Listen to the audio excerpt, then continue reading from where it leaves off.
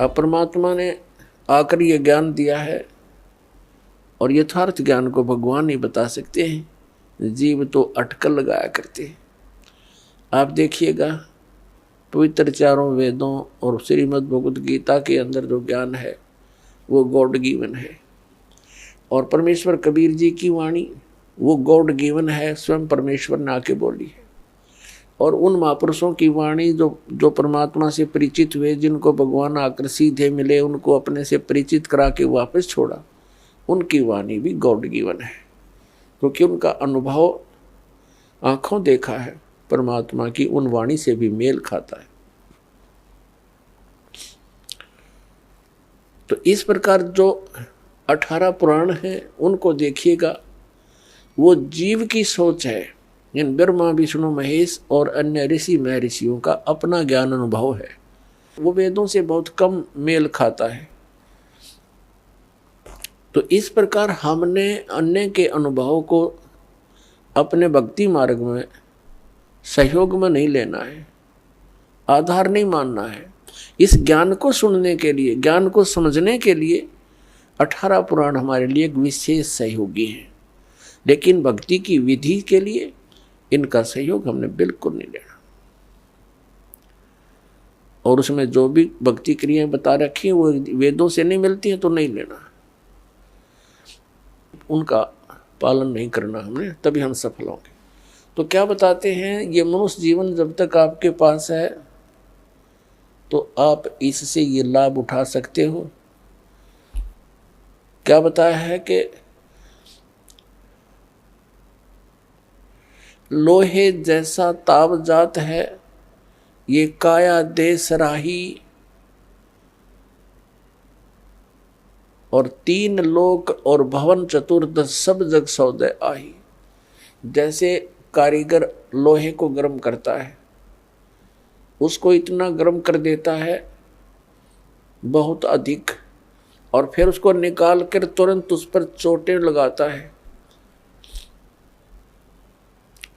गरम गरम लोहे पर चोट लगा करके वो जो वस्तु बनाना चाहता है बना सकता है।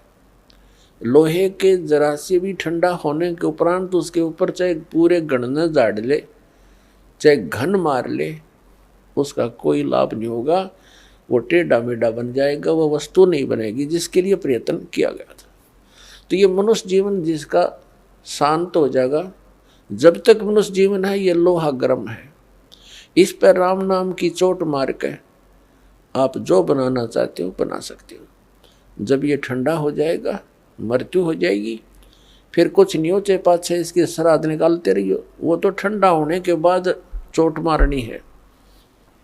और चाहे उसकी 13वीं करते रहियो, 13वीं 17वीं, वो तो लोहा ठंडा होने के बाद व्यर्थ प्रयत्न कर रहे हो। तो यहाँ क्या बताते हैं, 3 लोक और भवन चतुर्दश सब जग सौदे आही, दुगने तिगने किए चौगने किन्हु मूल गवाही।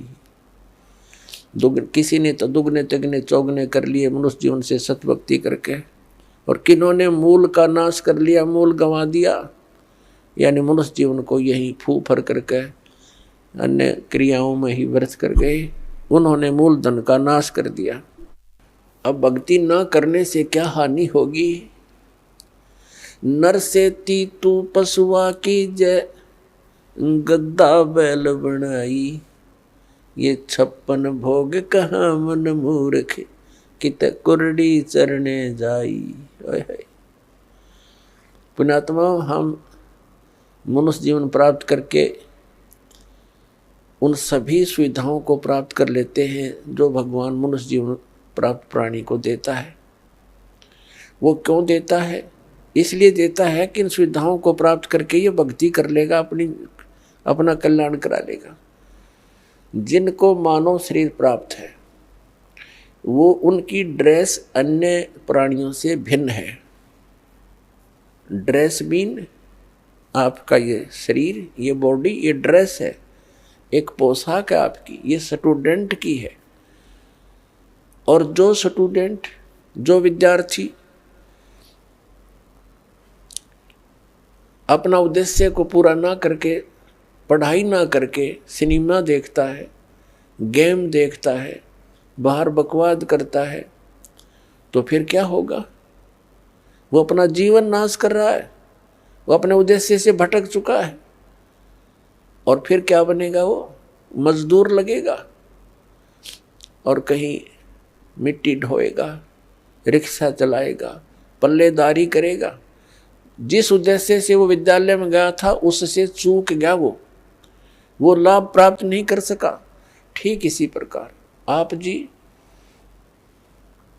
जिनको भी मानव शरीर प्राप्त है, चाहे वो रिक्शा चालक है, चाहे कोई मजदूर है, चाहे कोई धनी व्यक्ति है, चाहे अधिकारी कर्मचारी है, या कोई मंत्री, प्रधानमंत्री, मुख्यमंत्री, राष्ट्रपति है, ये सब स्टूडेंट हैं।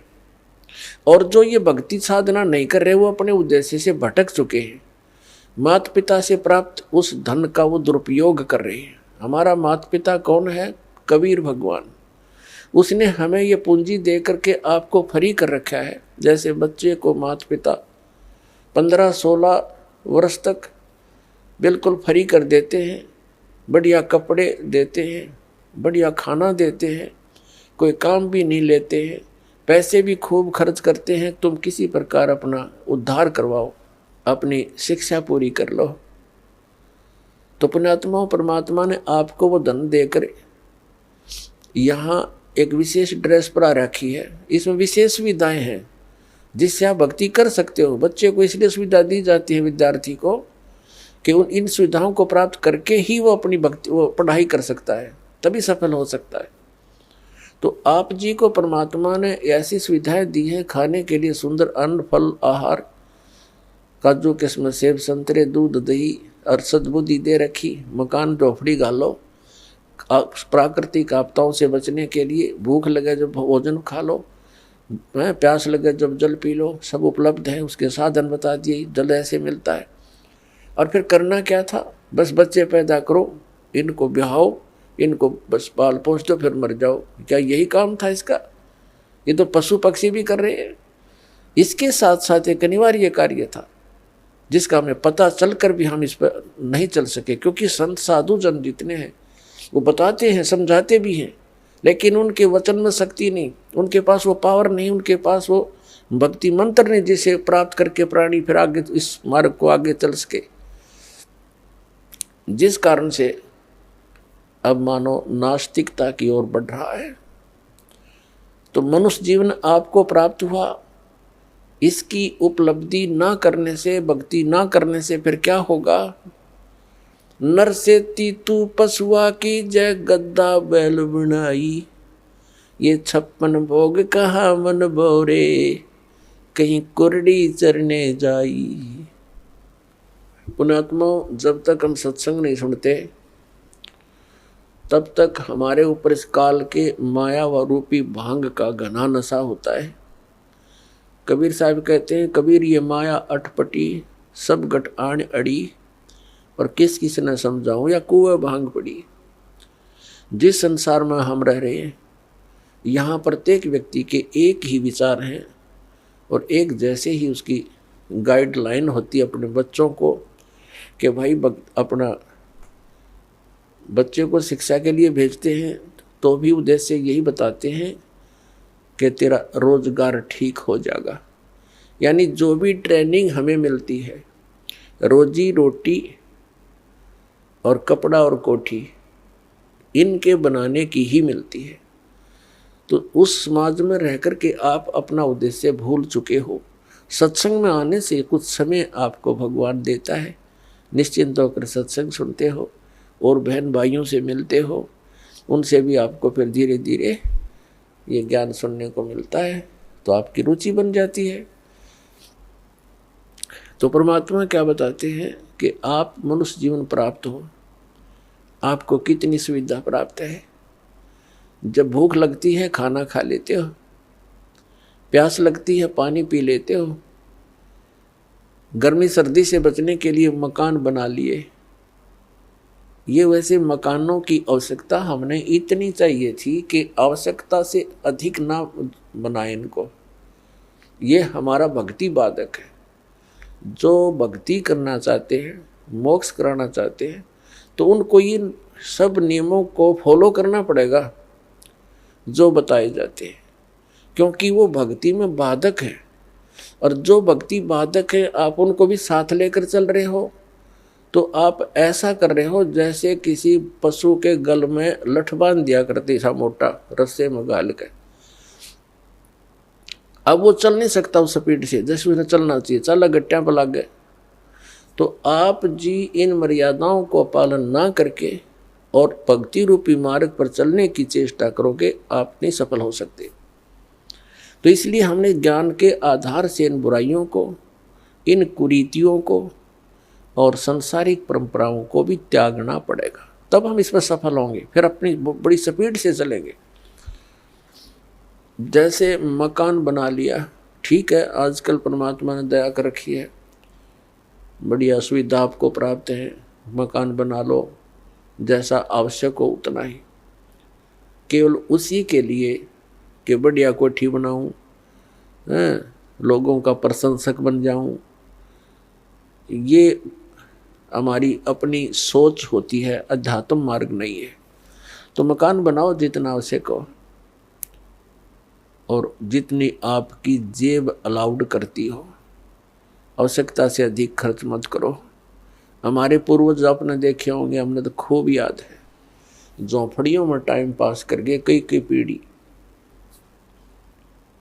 उनका तो इतना काम है, एक चारपाई डालनी आपने, चाहे 10 कमरों का मकान है आपका, एक कमरे में एक कोने में 3.5 बाई 7 फुट की जगह चाहिए आपने। घुटने तो घुड़िया तो मोकली है। कबीर साहब तक कहते हैं घर तो 3.5 हाथ और गढ़ा तो 4.25 है। कहे कबीर अधिका कहे उसको नहीं विचार। ये मनुष्य की जो शरीर है 3.5 हाथ का होता है। परमात्मा कहते हैं आपने घर 3.5 हाथ की आवश्यकता है, घना बनाओ तो 4.25। अरे से फालतू बनावा है तो मूर्खता है तेरी। फिर भी परमात्मा का कहने का तात्पर्य है कि आवश्यकता से अधिक कोई भी वस्तु आप संग्रह करते हो, आपकी भक्ति का बाधक बनेगा, क्योंकि समय वेस्ट व्यर्थ जाएगा। कोठी बना ली, 1-2 लाख अपने पास से लगा लिए, 3 लाख कर्जा कर लिया। अब जब तो कर्जा ले लिया, ऋण ले लिया, पता नहीं चला, 1 महीने के बाद मांगने वाला आने लग जाएंगे। चैन गई, रात न नींद आवा नहीं, और भक्ति का भी नाश। वह को ठीक है काम आई आपके। तो इस प्रकार हमने भक्ति मार्ग में जो बाधाएं हैं उनको त्यागना पड़ेगा।